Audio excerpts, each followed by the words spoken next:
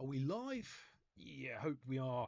Then always the first 3 minutes of me figuring out whether or not I'm actually live on YouTube or not.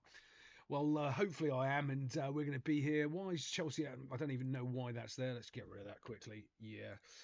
Today our discussion is going to be about Liverpool, and it's going to be about Nottingham Forest and the real problems that those football clubs have behind the scenes.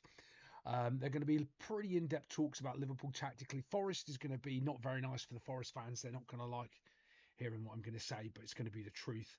Their club's in real turmoil, and it is their owner. And it's just not that just simple as well. You can't just say it's the owner without lots of excruciating, boring detail to explain it. And that's what we're going to do today. What else we're going to do is talk probably a little bit about the referees, because as we all well know, that's a huge problem in the Premier League, and it's getting worse by the day. No one's honest about it. Shocker. And it's funny because if you ask any single team, or sorry, any single team, maybe team's probably the right way to say it, is everyone thinks the refs are biased to everyone else, and because they've got shocking decisions called against them, and it's everybody. It's not like one team. They go, well, this is a horrific decision. Well, I think you can pick your game in the Premier League, and it's just an absolutely horrific decision every single week now. You can talk about the Liverpool Manchester United one if you want, and the referee not stopping it from a serious head injury. You could turn around and say, okay, that's one thing, but it's not just that. It's every single game. There's always a problem. There's always a referee decision that people are looking at, and it's just appalling. And it's not going to get any better. And a lot of it is, there's this huge thing because of all my experience in football, going through the grassroots level and going through every sort of level of football and coaching in it, scheduling in it, organizing, like done so much. The referees aren't really set up or geared to actually be able to think. They're not thinking people. That's the reason why they're there. And they all do protect each other as well, which is a bit, horrific, really, that the way that they make all these horrible decisions, and they cover each other's, backs all the time, and then it gets lost in the wayside because of what's called the football cycle. And then there's also another bad decision so quick next week that they forget about the horrific one last week, and all these things aren't compiled. Even on YouTube, people don't compile massive referee, blunders from season to season because it's so fast and there's so many and there's so much going on. No one does it all. I might start doing that and showing all the inconsistencies where one week they say this is a foul and the next week that happens and it's not. I'll give you an example. I was watching the Liverpool Manchester United game. Man United player went through, won the ball, studs up. Well, it's a foul. Got a yellow card for it. It's not really a yellow card. Basically, he followed through and touched the player. But that's now a foul. Where last week when the Newcastle goalkeeper touched the ball and then took out the player, that's not a penalty for Arsenal. So you can't give the Man United player a yellow card and not give the penalty for the Arsenal player. The other, it's getting more and more of a mess, and every week it's going all over the place. Hello, buddy. How are you?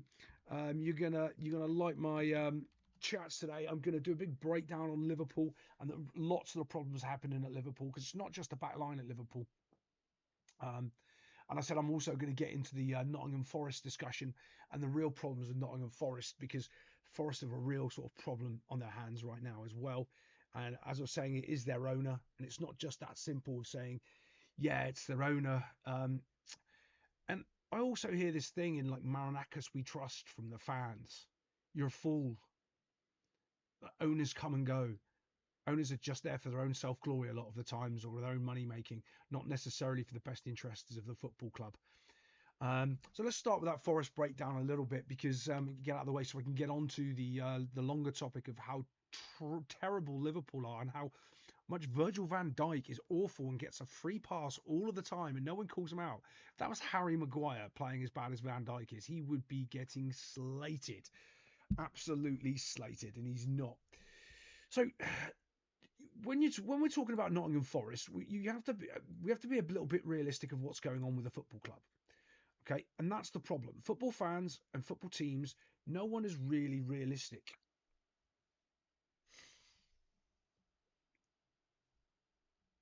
Very true, very true. No one's really realistic about what's happening at their football club or what has happened.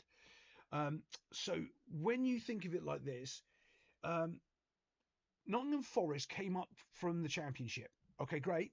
I think it was was that Cooper was their manager that got them up. But there's a lot of managers that can get you out of the Championship if you have a good squad. Forest had a decent squad. Marinakis spent money on that squad. You expect anyone in the Championship that spends money, in about 2 or 3 years, they'll get out of the Championship if they keep investing in their squad with a half decent manager.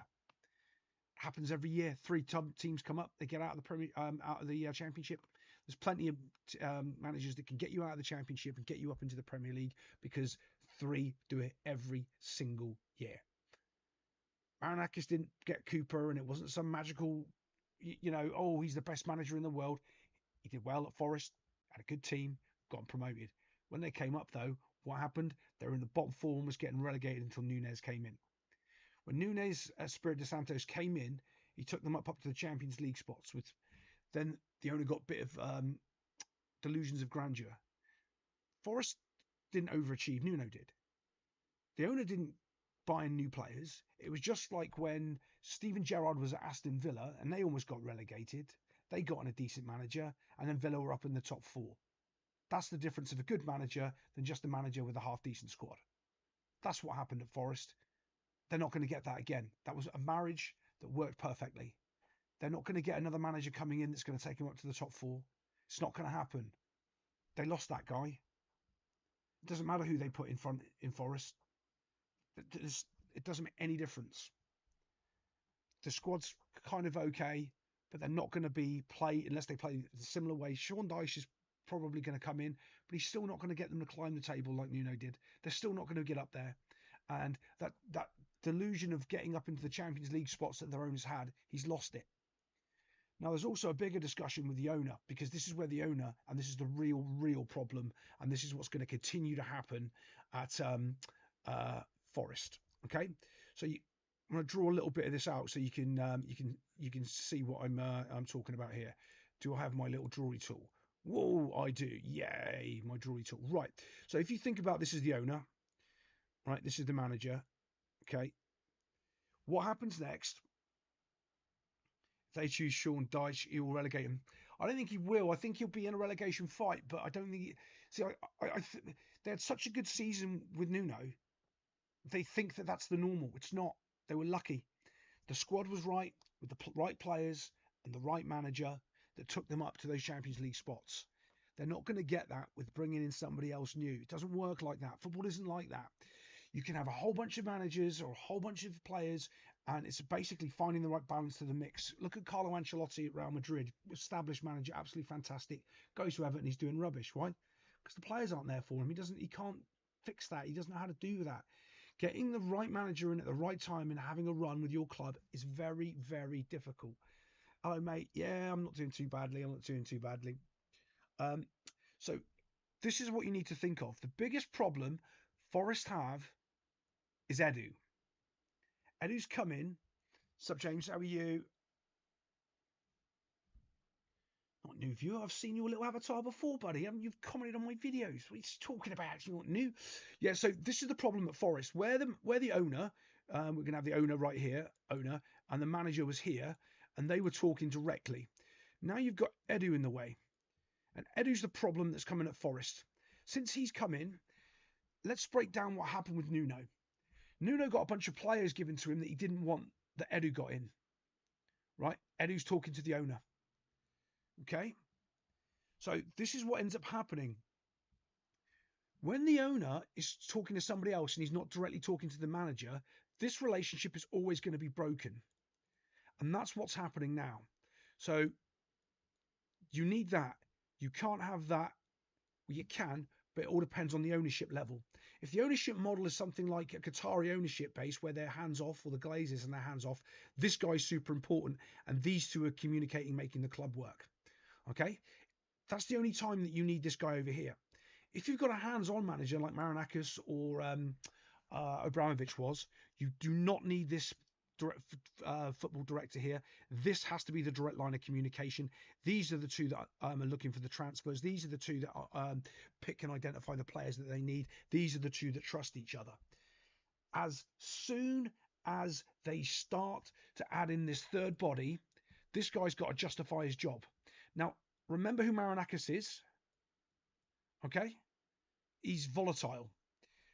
The manager here has to justify his job every single weekend. The only way he can justify his job is to win. If he doesn't win, he will get fired. This guy here, he has to justify his job as well to the owner. He does it by slating the manager. That's all this guy does. Edu directs him by slating the manager. Let's think about what he's done. He brought in a bunch of players from Nuno. Nuno didn't want those players because he was doing a certain thing. The director of football gets rid of Nuno. Why? Because he's talking to the owner, and the owner ends up putting pressure here, and this relationship breaks down. That is going to happen with the next manager. Think about Ange Postecoglou coming in. Okay, what's happened? Ange comes in. Director of football says, "Oh, we need Ange." He goes, "Oh, okay, let's get in Ange." Ange doesn't win a game. This guy needs to justify why we bought those players for the Forest first team. He needs to tell the owner, no. It's definitely Ange. It's not the players that I brought in. It's not the way that the system's set up. It's not anything that, no. It's the manager. Get rid of the manager. Okay, because this is where his loyalty and his trust is over here with Edu, not with his manager. Until he gets rid of this person here and he gets back in supporting his manager again, Nottingham Forest as a football club is going downhill. You cannot have three people doing one person's job. And that's what's happening. The owner thinks he's the manager. The technical director thinks he's the manager. The manager can't be the manager. And I guarantee you, Ange, he's going to come out in a couple of weeks and say, couldn't do my job there. There was too much noise from the owner. There was too much noise from the technical director. Well, not just totally blind trust, but yeah. No, it's kind of like that. And that's what's happening with the problem. And they're not even going to talk about it because Edu is a darling media lovey from, because he did great at Arsenal. Arsenal's got a different ownership model. It doesn't work like that. When you've got a hands-on owner, you cannot have three people in there. It's just a mess. It's always going to be. And the manager's always going to be the one that fires unless he wins every game on the weekend. And of course, remember, because they've got the false equivalency where the owner believes that they're a Champions League team because their previous manager overachieved and dragged them up to the Champions League. He's in delusion that he thinks that whoever he brings in should take them back up to the Champions League. It's never going to happen. Ever. Never going to happen. What do you mean there's a crowd? Not sure what you mean there, buddy. Let me know. Tell me, Stones. And that's what's happening at Forest. And remember, Eddie doesn't have to justify his job. He's going to be there until the owner can just. If the owner was a completely different owner, say like a sports group, a consortium, absolutely fine. You don't have that. You've got a petulant child as an owner who's going to have a tantrum and thinks he knows what he's talking about with football. He doesn't. Football management is very, very difficult. Building a team and a structure is very, very difficult. And he got very, very lucky with Nuno. And to cut Nuno out and to do what he's done and think that he's going to get somewhere with this football club now, it's crazy. To me, it's absolutely crazy. He's in real trouble. I'm a Watford fan, and what you're saying can be applied to. I'm telling you, it's nothing new. Like, that's one of the things. I'm not saying anything that everybody hasn't already seen somewhere before. The only reason I may be able to identify it is because I've worked in those environments, I've seen those problems, and I've watched it firsthand. And if you're the manager, think of what your players are like, because your players, the owner's in their ear, the technical director's in their ear, and you've come into a job and you're trying to play a complex system and trying to do things. The players are just like, nah, piss off, mate. I want to go play on Instagram. Look at all my likes on Instagram. They're not interested. You're just making it a complete and utter mess. I get you. Yeah. It needs to be a direct relationship, or even you've just almost got to I hate using him because I think he's a bit of a plonker. But Sidon Jordan's actually right, where you just support your manager and let him do what he's doing. Don't get involved as the owner. If you get involved, you're just going to. You might as well be the football manager, not the owner of the football club. Pick a role. What do you want to do? Support him, or own the football club, or be the manager. And it's going to continue to be a mess. And I promise you, I promise you as well, if I dove down into Manchester United with all Manchester United's problems, guarantee you that's the same problem again. You've got a technical director who's getting involved with all of the players. No one knows where they're going, and everyone's getting pulled left and right. No one really. There's no leader of the ship, and the last true leader that they had, who tried to tell them what to do, say what they needed to do, was Jose Mourinho. And when he was saying it, they kicked him out. So if you get into the delves of that club, the only difference between Manchester United and Forest is Forest owner is a little bit more vocal and in the media scene than the Man United owners are, or the Man United technical board, or whatever's going on behind the scenes there. But Forest are in for a rough ride. When Ange came in, the first thing I would say, if you go back and look at my one of my reviews of Forest, they'll go down. That's the first thing I thought would happen. It'd be the end of Forest's little run, and they would actually go down and get kicked out to Premier League, just because it starts a death spiral. If you look at what happened with Man United, and you look at how big the squad was and everything that they did when their death spiral started, it's taken them longer to drop, but you see where they are, and that's with all the resources and all the history and all the backing of Man United. Forest don't have that. They could just plummet straight out. Cost Jordan 40 million to learn that, yeah, and almost, oh, yeah, yeah, yeah. Well, at least didn't he get out of receivership or something? Didn't he save it though to almost kill it? Like, didn't he do that? Isn't that one of the weird things that he did at Palace? Didn't he like get Palace out of almost going under bankrupt and then almost take them there anyway? Yeah, that's kind of funny. But going to talk a little bit about Liverpool. We're going to get a little bit in depth here with Liverpool, and it's frustrating because I'm not one of those YouTubers that prattles on about a point for 10 hours and drags it out, because there's no point. You get straight to the point and you say exactly what's going on, because that's what you're supposed to do. And I could make this go on for a 4-hour video about all the things wrong at Liverpool and talking it around, blah, blah. And the more I talk, the quicker the point gets refined. And the more I think about it, the quicker the point gets refined. So I want you to think about, we're going to start up front first. Okay? That's where we're going to go. No, we didn't do that? Oh. I'll have to look at that. I think wasn't that what he claims? I think that's what he claims. Yeah, it might have been. Yeah.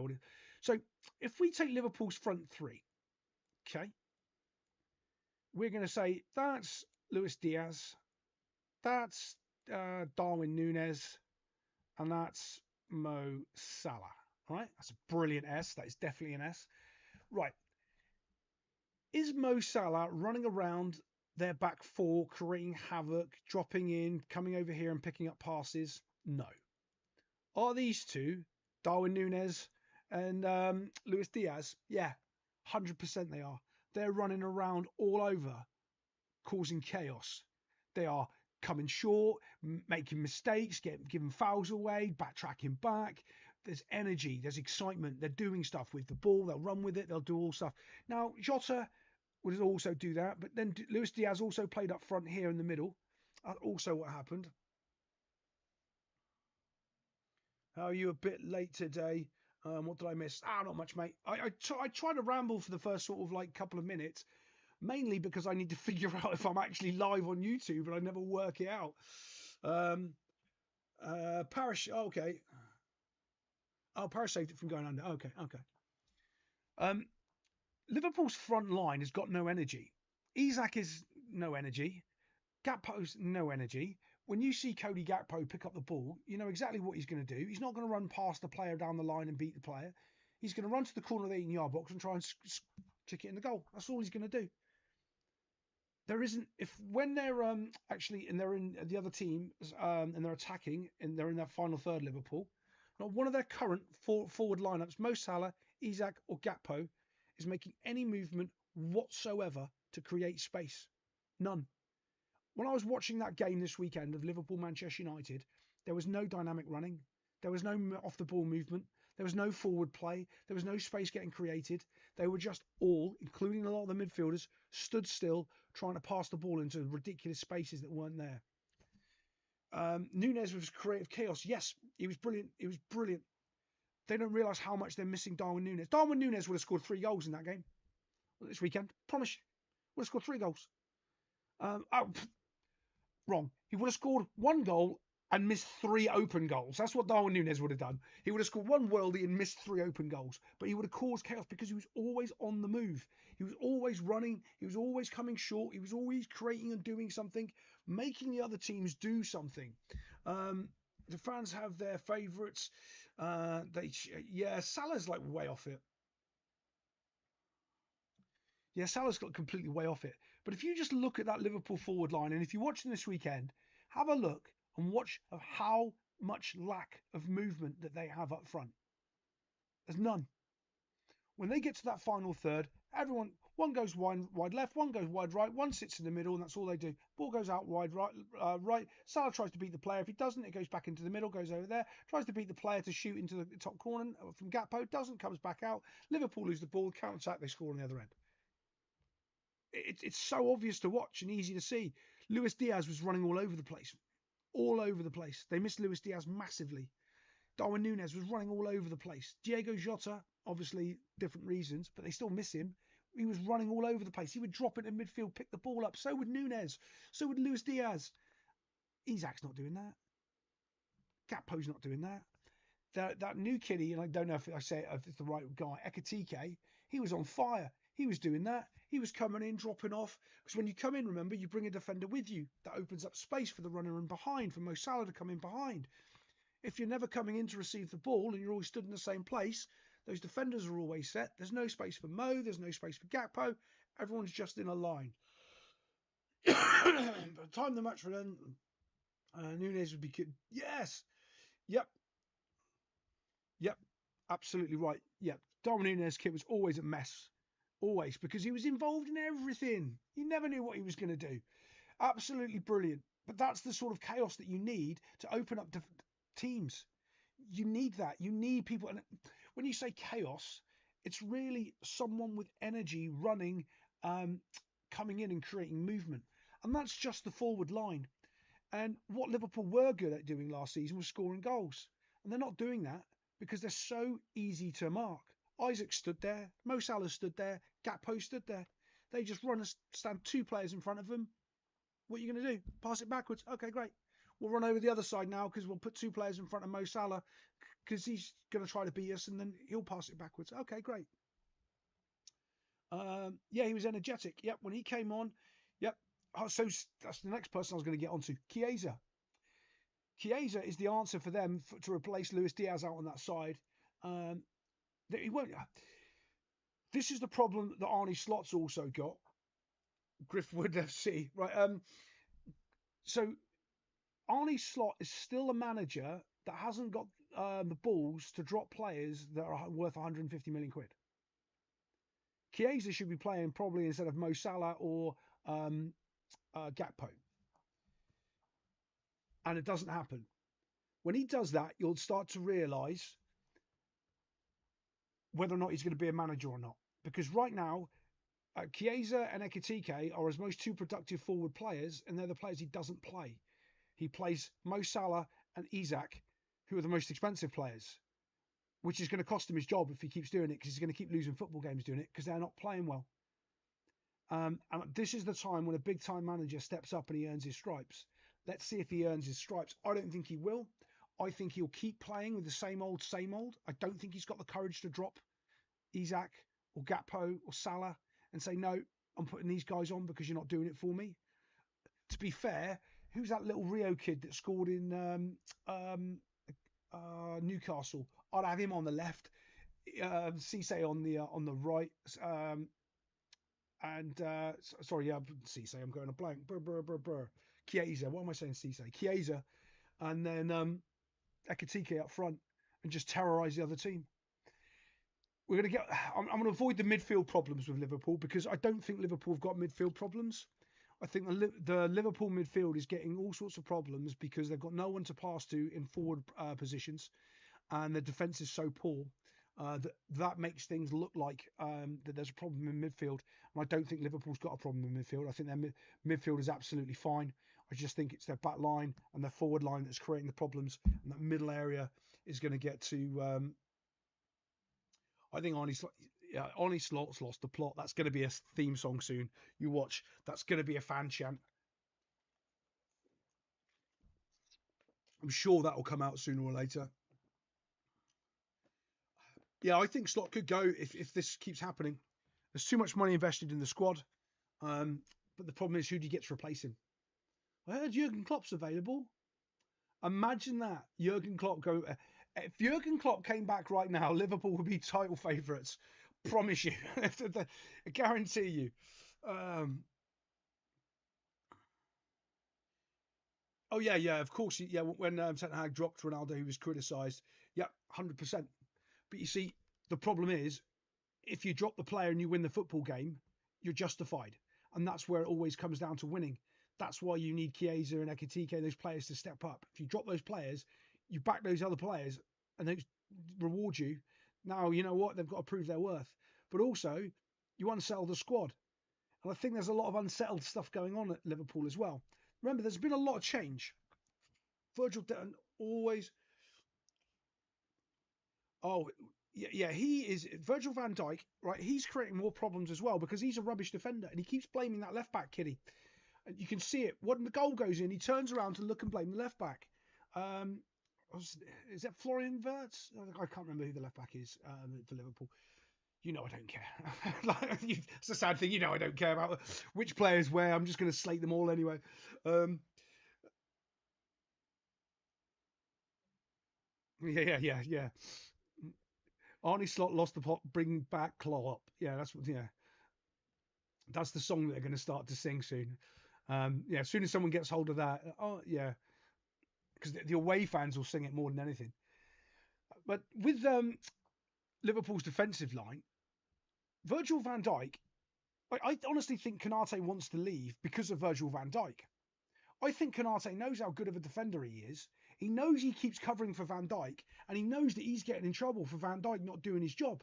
And because Van Dijk is some reason the untouchable, I was watching Konate on the weekend. I'm going, he's playing all right. He's not getting exposed. He's covering this, in the middle and on the right hand side. He's doing an awful lot of work, and Van Dijk's really not. Oh, okay. Yeah, yeah, was right back. Okay. And also, when you're looking at Liverpool's creativity going forward, like it or lump it, they're missing Trent. Trent can play a 45-yard ball onto Mo Salah and it'd be in the back of the net within a blink of an eye all day, every day. And Mo Salah's not going to get that from Conor Bradley, who's not a good right back. He's a good understudy for a proper right back. He can come in and play 3 or 4 games to a really good right back, and you need those players. Liverpool had that in the Greek kiddie. He was a left back. I thought he was decent. Don't know, don't know people's names. He would come in and do a little bit for Liverpool. No, he's just a Van Dork. No, he's, he's to me he's been overrated. Go back and when I was started this channel, you can see my first videos. I was saying he's the most overrated Premier League defender that has ever been. He's had some good seasons. Don't get me wrong, he's played well, but he ain't that good, boys. What's everyone thinking? Yeah, he's a fan favourite. Yeah, he might be. He might be, but he's been long gone, absolutely long gone, and that's why I say I think Konate wants out because he can see Van Dijk's never going to get the blame. It's going to be falling on him. I mean, I saw one game when Konate was playing great and everyone was slating Konate, saying, "Oh, he's had such a terrible game." He's covering for Van Dijk half the time. He's running in on his side. Conor Bradley's out of position. He's playing over there for him as well. And Konate's like, "Can I just do my job and just stay in the middle and win that ball there?" I wouldn't be surprised if he goes. Well, Van Dijk is also. He seems to me. You see the way he's got his swagger and the way I think his ego's got to him a little bit. I can see the way he walks and the way he sort of interacts with people, and you can see that he's kind of. It's not egotistical as the wrong way. It's a kind of little bit of arrogance with confidence of like, well, I'm the best, so I don't have to try anymore. And I think that's a lot of what's going on in Liverpool's football team. Well, I'm the best. I'm Isaac. I don't have to try anymore. Yeah, you do. I'm like, and there isn't enough workers in that team anymore. There's so many. The Mickey Mouse will turn on Van Dijk real. You know what? I don't think they will. That's the sad part. If like Joe Gomez, if that was Joe Gomez on the weekend, letting it that Man United player, tell me, DC, tell me who the Man United player was that scored the goal. I know you'll know. Um, Van Dijk pushes him over. Okay, he falls to the floor, gets up and runs, beats Van Dijk into the box. What's Van Dijk doing then? Like, how can you push a player over? That player now has to get up, run past you, and get back over to it, and he still outruns you. You're joking. That means you're not trying. That means you're putting in no effort. And if that was Joe Gomez that did that, he would be slated. They'd be, oh, look how bad he is. Look, the player had to get up off the ground, and he still couldn't get back in time. Van Dijk, everyone's like, no, nothing wrong here, Liverpool. Oh, no, no. And I do also think Liverpool have been blessed with, yeah, thank you, buddy. Yeah, knew you'd know. Yep, yep. With a great goalkeeper. And Alisson Becker has pulled Liverpool out of the frying pan so many times this season. Well, a load of times. And even their number 2, who's left now, is a really good goalkeeper. That makes up for a lot of defensive mistakes. This new kiddie, he's a bit pants. And it showed, because I think at least one of those 2 goals this weekend from Man United, he would have saved. But there's more problems that are going on at Liverpool as well. Liverpool's invincibility at Anfield is completely getting eroded very, very quickly, and you can see it. Mason Mount has been playing. I just hope he can keep it up. You're lucky Mason Mount's not injured. Like, he's awful. Oh, actually, World Cup year. Mason Mount and Luke Shaw will not be injured this year because it's a World Cup year. Mark my words. They will not be injured this year. It's funny how that happens in football, isn't it? Oh, by the way, James, do you hear they're going to destroy the San Siro? Oh, I'm so gutted. They're going to get rid of the San Siro. Ugh. Notice how no one is talking about the. Yeah. Well, but that happens. I mean, that happens though. It's because there's so many other narratives in football that come along. Everything's keeping up with the cycle, as I said, the actual news cycle of breaking everything down and each team and everything. You can't do it. That's why I try not. I can see Liverpool not getting Champions League football for next season. I can see Liverpool not getting Champions League football for next season. I don't see Liverpool having a big drop off. Here's the funny thing: in the same breath, I can see Liverpool not getting the Champions League into the Champions League through the top 4. I could see Liverpool winning the Champions League. I could see them going on, winning the Champions League and getting in that way and not making the top 4. I could see them doing that. That's the sort of club team Liverpool are. They'll get there by winning the Champions League.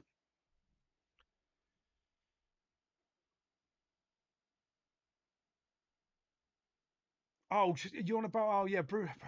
Okay, DC, call him Rat Face, because then I know you mean, yeah. Bruno Fernandes is another problem. Yeah, they should have sold him. United should have got rid of him. He's one of those other players, exactly the same as Van Dijk, that looks around and blames other people.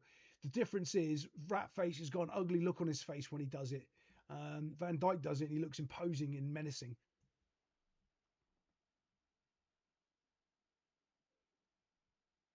Yeah, I don't know why they want to get rid of the San Siro. I'm really sad about that. Yeah. Wait until you have a study and you look at the amount of mafia in the San Siro, though, and all the problems. Like, all the businesses around the San Siro are mafia controlled. All the fan organizations are mafia controlled. And I mean, like, proper mafia. They just killed the head of the fan organization, didn't they? Stabbed him to death in his car outside a gym. One of the other mafia members did. Yeah, it's madness over there, the San Siro. Madness. Like, all of the shops and all of the little market stalls outside of there are all mafia owned. All the coffee shops are mafia owned. All of them. It's madness. The stuff that goes on in football that you end up finding out is madness. Absolute madness. Um, Also, though, with Liverpool, if you look at their back four, so we talked about a little bit about their forward lineup.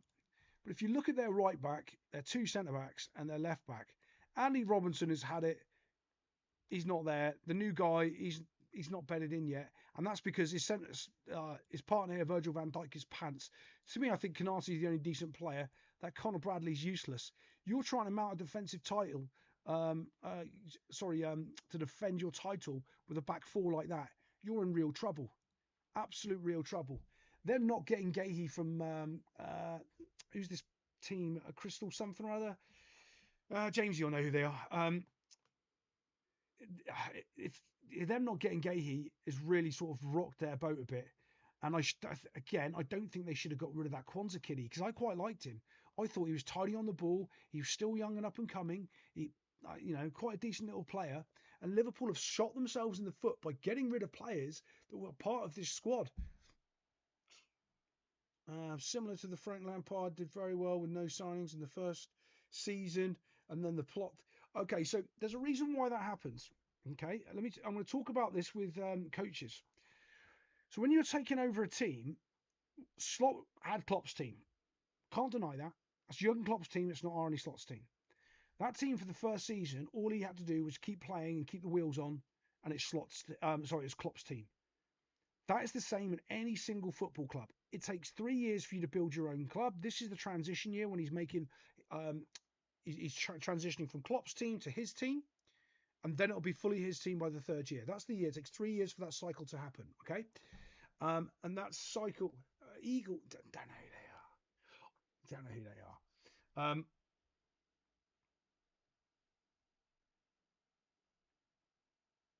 Yeah, maybe. Sorry, DC. Yeah, maybe.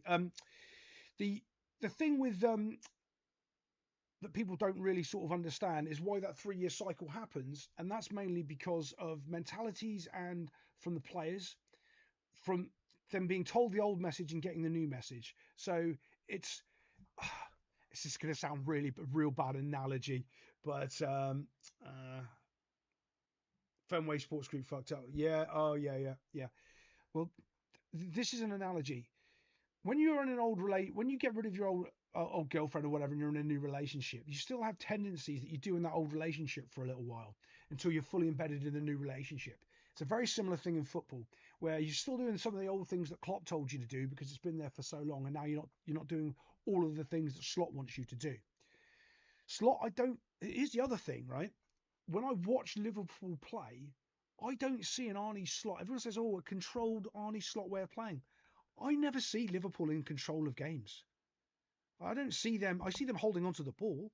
Doesn't mean they're in control of the football game. Like this sort of illusion that Slots this, good tactician manager or so. No, he just basically put the starting 11 out that Jurgen Klopp had and said, "Go get them, boys. Win one for the Gipper." That's all he did last year. It was no sort of changes or people go, "Oh, second half they came out and played really well." Really? Or were they just fitter and they just had more depth on the bench than the other team? Because that's what it looked like to me. They could just bring on an extra striker who's fresh, or they could get Gakpo off and put Diaz on, or bring on Jota instead of Darwin Núñez. They had options. They had lots of options to change things. It wasn't a tactical masterclass of Slot going, "Oh, they're pushing forward here, so I'm going to do that there." Rubbish. They just changed a guy from that guy. There you go. Off you go. Go score me a goal. Yeah, cheers, mate. Too busy focused on footy works. Football people. Yeah, they're not football people. Yeah. Um, American accountants is probably right. Now, I don't know if any of you heard, like this, there's this moron called Rory Jenkins, and he is one of the dumbest human beings I've ever heard talk about football. I heard him once talking about, what was it? Institutional investors, like Roman Abramovich. No, venture capitalists. That's what he was saying. Venture capitalists. Again, it's like they're not venture capitalists. They're not even institutional investors. Like these are billion. You don't even know what you're talking about. He kept saying venture capitalists have come into football and ruined football with all their money. The venture capitalists. I'm like, you don't know what the word means that you're using, little boy. That they're not venture capitalists. They're institutional investors. The Glazers. So is the Fenway Sports Group. These aren't venture capitalists. They're not spending £100,000 on 20 startups to see which one makes them 10 million. That's what a venture capitalist does. And this, I mean, I know that most people in football are actors, and he used to be an actor on Doctor Who and stuff. And he's on Talk Sport, and he's an actor, and he's complete clown. but he was talking about the Americanization of sports in England when they score a goal playing music. And I went, they've been doing that at Bayern Munich for like 30 years. What are you talking about? Now, I do agree with his point, and I'm going to come on to the American accounting in a second, but I can't take anything the guy says seriously because I think about his point and he just doesn't know what he's talking about. And he can't articulate his words correctly because he's not very smart. Um, Personally, I think it's funny when a home team, puts on music when they score a goal because it annoys the away team. Now, I wouldn't do it all the time. I only might do it on hat tricks or if it was a team, that you've got a rivalry against, because I do think it's a bit cheesy. But it's not an Americanization. It's been going on for donkey's yonks. Absolute donkey's yonks. Where Arnie Slot is on the sideline, he doesn't look take aggressive. He always has jacket on. No, he does. He's always the same, Arnie Slot is.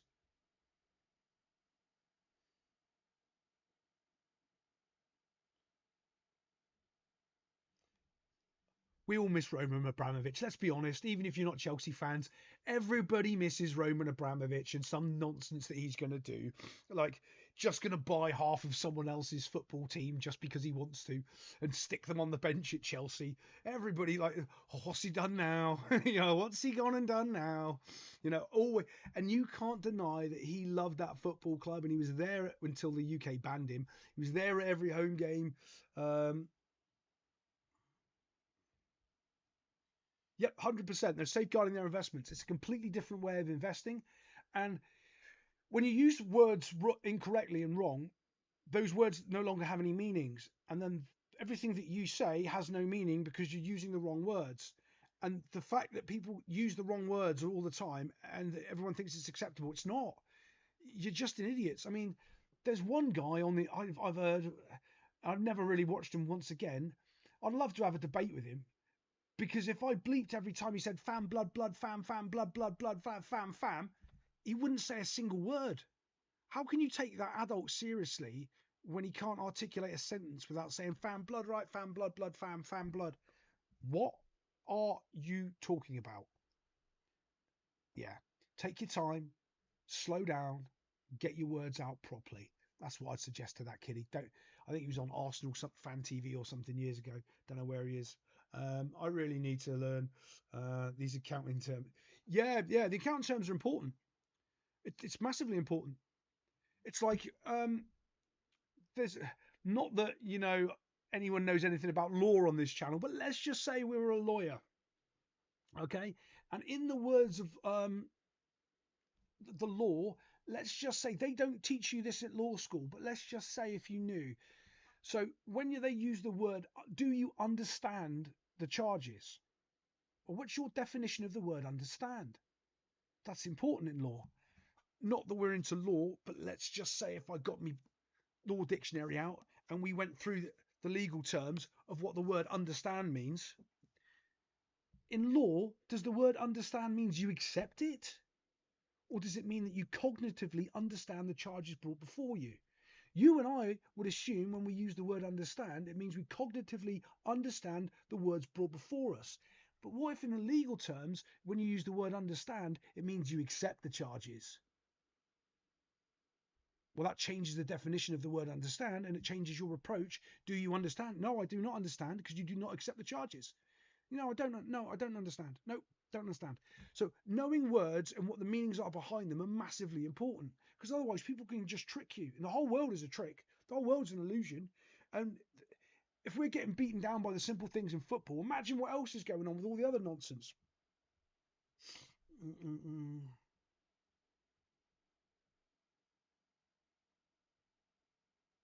Oh, and the PA system. Oh, record it, play it for me, record it. Um, oh yeah, it might be troops. That sounds right. Idiot. He might have a valid opinion as well. He might have something really interesting and properly to say. But I can't take a human being seriously that won't just take a breath and stop prattling out words for no reasons like you've got weird tics. Like there isn't things as weird tics. You're capable of controlling yourself. You're choosing not to. There's lots of things in life when you get down to it, you're choosing not to. It might be a really, really, really, really hard choice, and you might not like the choice, and it might be difficult for you, but you can choose not to do it.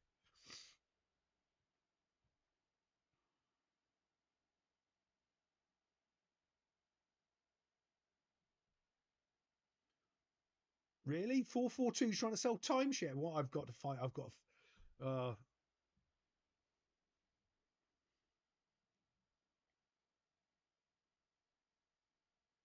always say you don't understand.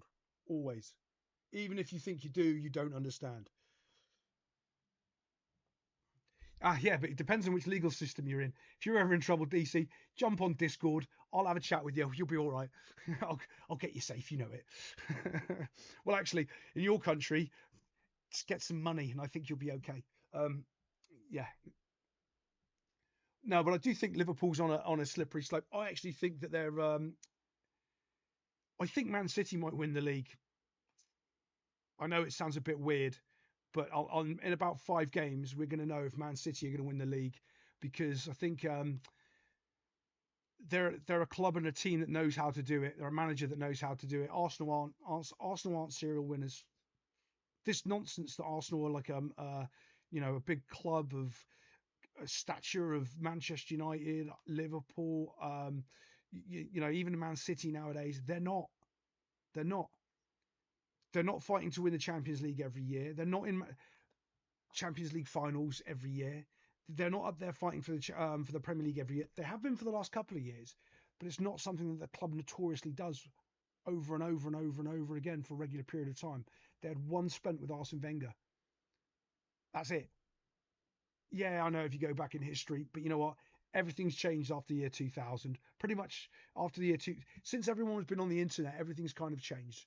I'd say in football, because of the way the modernisation and the way that the players can interact with fans, brands, other clubs, everything, all games, everything has changed since then.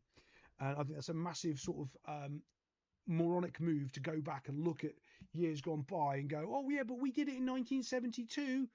Yeah, did you kick a football from 1972? The rules are very little different, and I don't think there's a single game from 1972 that all the players wouldn't be sent off nowadays. So everything's different.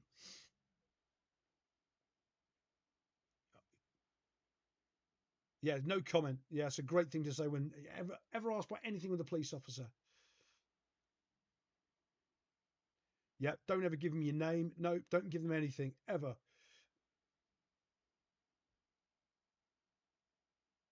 Oh, dude, if you tried to handshake the police in the UK, you'd probably get arrested for a hate crime. Um, the other, oh god, I just lost my train of thought. I was going to say something about that. Oh, yeah. So if you listen to your Miranda rights, anything you say can and will be used against you. Think about that. Not can and will be used against you. And when you go through it, like nothing in there is for you. Like nothing in there is to help you. Absolutely nothing in there is to help you. Yeah. Mm.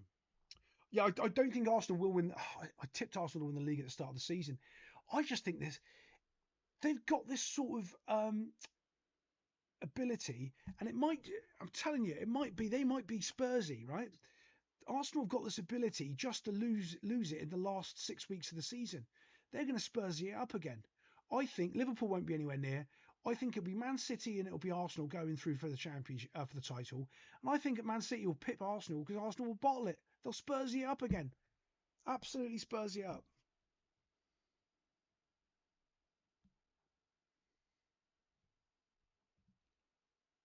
One of the other things I did want to address was some of the stuff going on with the World Cup. Just to let people be aware, there's a big thing happening with the World Cup where they're all sort of annoyed because Trump said that we might not play games where we say we're going to play them because of political unrest in my country. I might have to move to some of the sporting events. Yeah, okay, move the sporting events. But now, because Trump said it, it's a political thing. Like personally, I'm a grown up. I couldn't care less about Trump or any of that nonsense because I know how the world functions. It's all rubbish. They're not in charge. It's just all politics is for the stupid people to argue over. All the real stuff gets done behind the scenes. Um, but the fact that the World Cup is becoming a bit more to me of a laughing stock, I sort of think every single World Cup is getting worse and it's getting worse and it's getting worse. I used to couldn't wait for the World Cup. I don't think it's going to be anywhere near as watched as it was And don't get me wrong, I still think the final is. I still think the semi-finals and the finals of the World Cup are still going to be fantastic. Yeah, great. But what I'm talking about is all the group games and all the build-up stages and all that sort of rubbish. I just don't think it's got its razzmatazz anymore. I think there's too many teams in the World Cup. I don't think that it's ever run properly. And the fact that what's it going to be in Mexico, America, it's all over the shop. When you're talking about the Americanizations of sports, that plonker Rory Jenkins needs to be talking about the World Cup, not the. Even though the Premier League is a different thing, I do want to go back onto that topic again. But the World Cup is just getting pulled apart, I think, by FIFA's corruption, and the way to make money is by adding more teams, which I don't think they really understand, because what they're doing is, so think of their thought process. If there's more games, that's more games on TV. That means the TV revenue people must give us more money for each one of the games they have to pay us more money for, because we've got more games, right? Bear with me here. This will blow your mind. How about you have less games, charge more money for the broadcasters, because everybody wants to watch those games because they're really, really good. Instead of loads of games where you charge them little bits of money and no one cares because they're really, really bad. It's a thought, maybe. We'd like to see a group of death with Argentina, Germany, Brazil, and England in one group to qualify. That's a World Cup group you watch every single game from.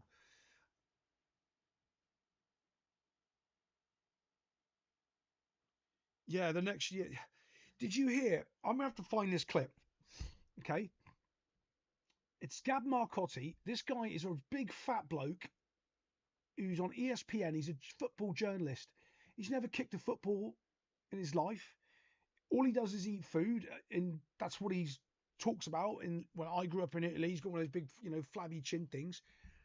And I don't mind if you've never kicked a football, but you can't be a news journalist and talk about football without actually being working in football or done something in football other than just, I'm a journalist, now I'm going to do sports. Yeah, but you're not a sports guy. You haven't been parts of teams. You know nothing about working class people. And he openly said it in the Qatar World Cup, which we all know Qatar got the World Cup because of the great footballing nation that Qatar is. There was no corruption, none. We know because they've got a wonderful league with all the best players in the world, and it's been going for 100 years. And wait, no, it's complete corruption. No, it was complete corruption. Um, yeah, I couldn't stand it. I couldn't stand the last one. It was just to give the World Cup to Messi. Everybody knew it was to give Messi a World Cup. Like, it was blatantly obvious. I wouldn't be surprised if they give one to Ronaldo this time. Portugal are a decent team. Give it to Ronaldo. That's what it'll do. Oh, look, Ronaldo won the World Cup. Yeah, wouldn't be surprised. Um, he said, though, this Gab Marcotti, this journalist, he said that it's not for you, it's for us. Openly, on ESPN, he said that the World Cup is not for you. What working man can take 2 weeks off work, fly over to Qatar, spend all this money and watch all the games? It's not for you. It's not for you. I'm like, well, that's like, we always knew it, but you're openly and brazenly saying it. It's a bit sort of on TV. It's like, how are you getting away with this? They're blatantly telling it's not for us, and they're doing this price surging, which is another thing I wanted to talk about with the World Cup seating. And people are going like, who's going to pay $7,000 for a seat? They're already all sold out. All of them sold out already. They're like, oh, okay, yeah, the World Cup's not for us. It's not. It's for a bunch of rich people. It's not for us.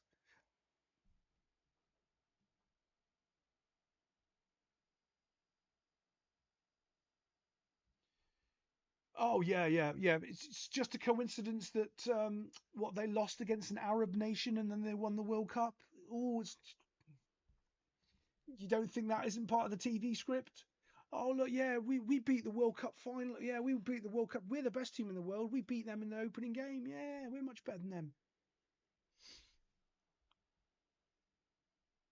The Netherlands is a funny one, right? The Netherlands is they've got so much talent, always have done. As like one of my favourite players is Dennis Bergkamp. I've actually got a signed Dennis Bergkamp shirt, one of my many shirts. Um, and they are just always a team that seems to manage to self-destruct or blow themselves. Or France can do the same thing, to blow themselves up. Absolutely crazy.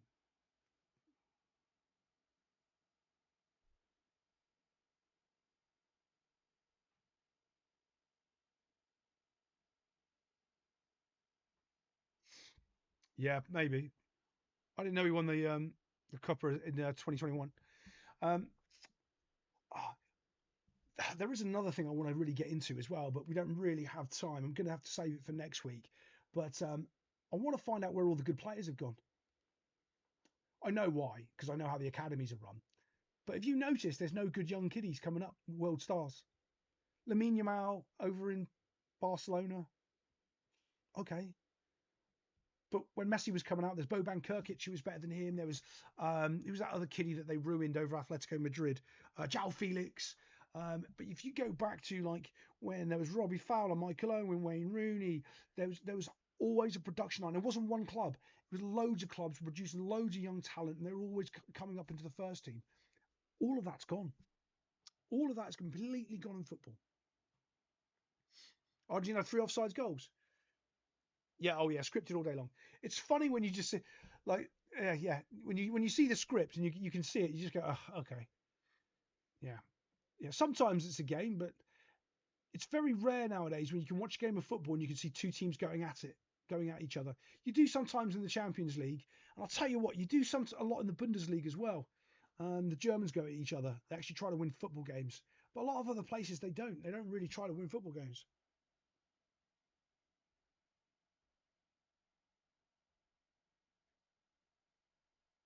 Really? I didn't know that. I haven't played FIFA for years. The last FIFA game I played was 2013. Every single FIFA game to me is exactly the same. No, nothing was better than 2013. It's all the same.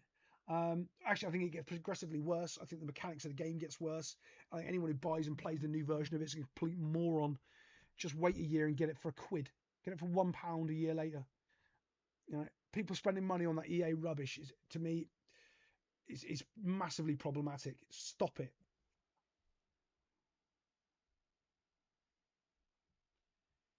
I do agree with that social media. I do think there's a lot of that going on, but I think there's an underlying thing where so I know an awful lot about coaching, as you well know. I don't think that they well, I don't. It's not. I don't think. I know that they're not allowed to, and the coaches don't know how to create these players. They don't make environments to make good players. That's not what these coaches do. They try to make generic wide player B and generic midfielder A. You know, this is where the point player plays in the pivot. This is where the player plays out wide. That's it's all this, you know. And everyone like, you remember when everyone was preaching and playing about Phil Foden being wonderful? He's just a bang average Premier League footballer. If he goes into Aston Villa, he doesn't make Aston Villa a better side. If he goes into Crystal Palace, he doesn't make Crystal Palace a better side. If he goes into Bournemouth, Bournemouth aren't suddenly better because Phil Foden stepped in.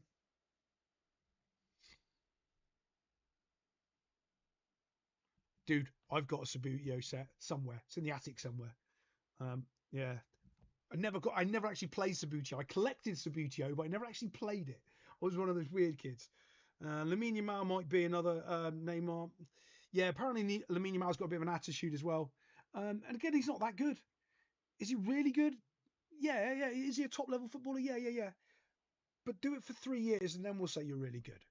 Right now, he's just a young kiddie that's a bit faster and a bit quicker than everybody else at the moment. We'll see in a couple of years' time. He's just a new kid on the block. Let him go for a little while and we'll see what he's got. Yeah, you pirate. Of course you do. Of course you do, buddy. Yeah, yeah. We don't say that here though.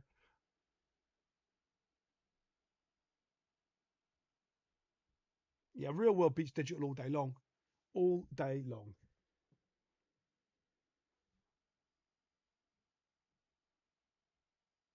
Yeah, I think he's a scripted player. He's a bait. Yeah, yeah, absolutely. Go and watch Messi's first game against, I think it's Chelsea. Go watch what they do to Messi and how much those Chelsea players kick Messi all over the field. And you tell me if Lamine Yamal would be able to deal with that.